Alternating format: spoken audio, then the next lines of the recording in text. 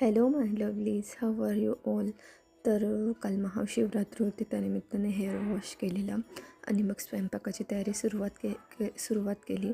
In between ईशान्यचा homework चालू होता, तर उपवास होता म्हणून रताळ्याची गोड काप करायची होती. तर इथे मी त्याचीच तयारी करत होती. महाशिवरात्री म्हटलं की रताळ्याचे काप तर झालेच पाहिजे.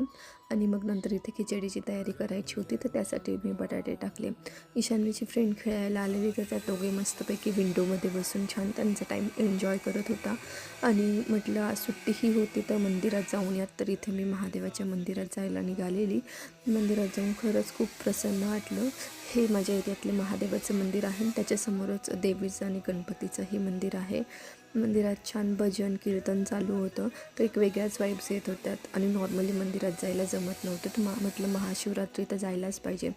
आणि हे तिथेच तुळजाभवानीचं मंदिर आहे आणि गणपतीचं मंदिर, यांनाही किती सुंदर सजवलं आहे. आणि घरी येईपर्यंत आईने खिचडी बनवून ठेवली होती, तर हा आमचा दुपारचा मेनू होता.